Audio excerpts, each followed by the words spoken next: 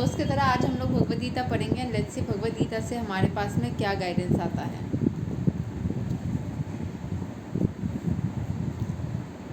Chapter 9 the most confidential knowledge, श्लोक 12।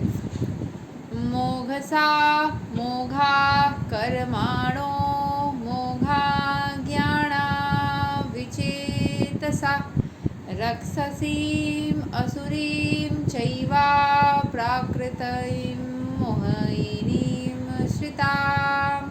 Those who are thus bewildered are attracted by demonic and aesthetic views. In that deluded condition, their hopes for liberation, their fruitive activities, and their culture of knowledge are all defeated.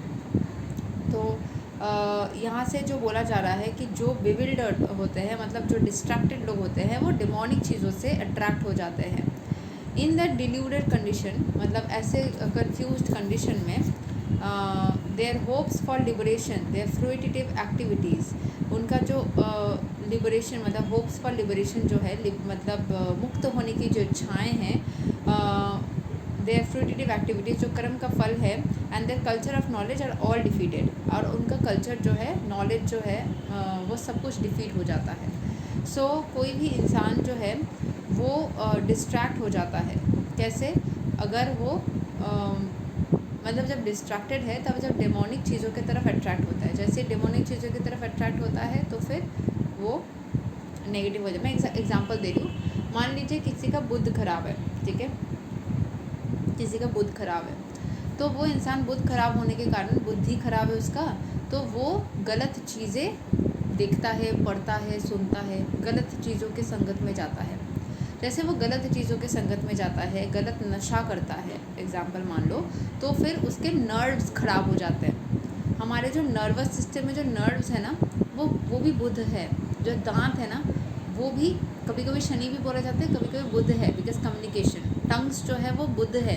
तो जब वो गलत mind, इसका बुद्धि कम हो गया, तो गलत लोगों के संगत में गया, गलत चीज़ें बोलना सीखा, गलत चीज़ें सेवन करना या खाना पीना सीखा, उससे उसके जो नर्व्स है वो भी ख़राब हो गए। सो कैसे इंटर रिलेटेड है? जब एक प्लैनेट वीक होता है वो कैसे ख़राब करता है, फिर वैसे ही जब आप डिस्ट्रैक्टेड होते हो, गलत संगत में जाते हो, फिर आपकी जितनी भी पॉसिबिलिटीज़ थी और पॉजिटिव डायरेक्शन में जाने की, वो भी ख़राब हो जाती है, ख़त्म हो जाती है। ठीक है, सो इसके थोड़े एक्सप्लेनेशन को पढ़ते हैं जो यहाँ पे मेंशन्ड है। There are many devotees who assume themselves to be in Krishna consciousness and devotional service, but at heart do not accept the supreme personality of Godhead Krishna as the absolute truth. For them, the fruit of devotional service going back to Godhead will never be tasted. Similarly, those who are engaged in fruitive pious activities and who are ultimately hoping to be liberated from this material entanglement will never be successful either, because they deride the supreme personality of Godhead Krishna. In other words, persons who mock Krishna are to be understood to be demonic or aesthetic. As described in the 7th chapter of Bhagavad Gita, such demonic miscreants never surrender to Krishna. तो कुछ demonic लोग होते हैं जो कभी भी success की तरफ नहीं जा पाते हैं, वो उस लूप में ही घूमते रहते हैं, वो कभी भी भगवान के प्रति खुद को सरेंडर करते ही नहीं हैं। Therefore, their mental speculations to arrive at the absolute truth bring them to the false conclusion that the ordinary living entity and Krishna are one and the same. With such a false conviction, they think that the body of any human being is now simply covered by material nature, and that soon as one is liberated from this material body, there is no difference between God and himself. This attempt to become one with Krishna will be baffled because of delusion. Such aesthetic and demoniac cultivation of spiritual knowledge is always futile. That is the indication of this verse.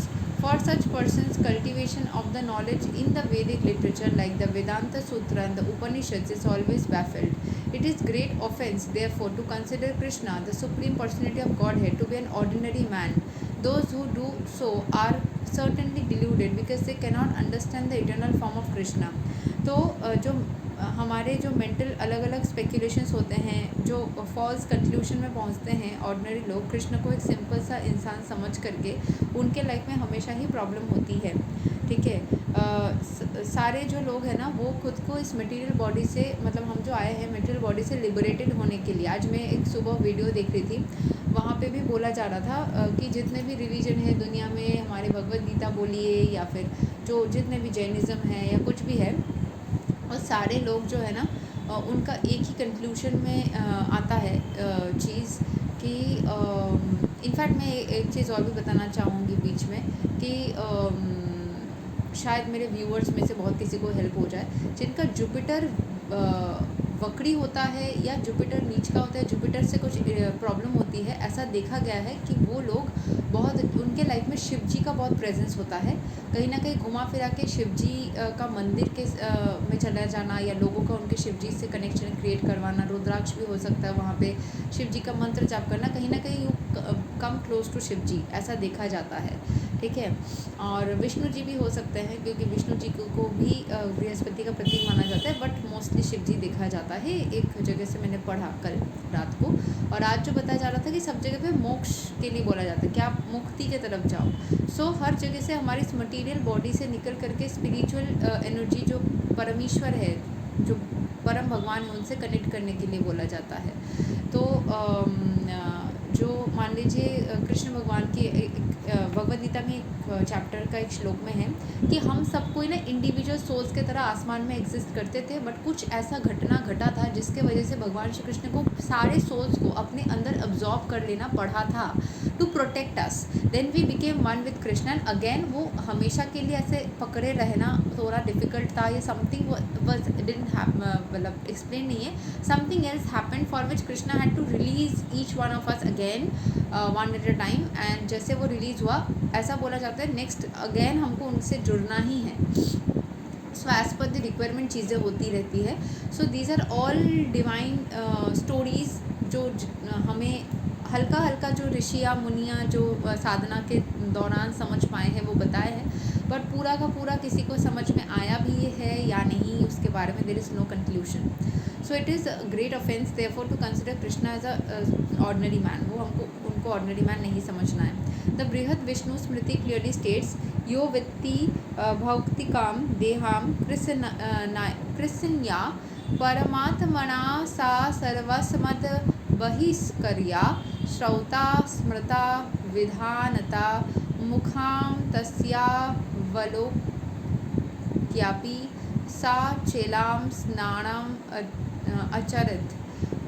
One who considers the body of Krishna to be material should be driven out from all rituals and activities of the Shruti and the Smriti, and if one by chance sees his face, one should at once take bath in the Ganges to rid himself of infection. तो क्या लिखा है, one who considers the body of Krishna to be material. अगर किसी ने भगवान श्री कृष्ण के body को मटीरियल समझा, should be driven out from all rituals, उसको सारे रिचुअल्स से निकाल देना चाहिए, श्रुति स्मृति। एंड उस इंसान को अगर किसी ने भी देख लिया तो उस इंसान को भी खुद को गंगा नदी में जा कर के नहाना चाहिए, क्योंकि वो पापों से घिरा हुआ है। पीपल जियर मतलब ये बस सिंबॉलिक है, ये समझाने के लिए कि हमें कभी भी भगवान श्री कृष्ण को ना साधारण इंसान नहीं समझना चाहिए। People jeer at Krishna because they are envious of the Supreme Personality of Godhead. Their destiny is certainly to take bath after birth in the species of aesthetic and demonic life. Perpetually, their real knowledge will remain under delusion, and gradually they will regress to the darkest region of creation. ठीक है, gradually वो darkest region of creation में चले जाएंगे अगर negative सोचा उनको लेकर। So this is what we have for you today.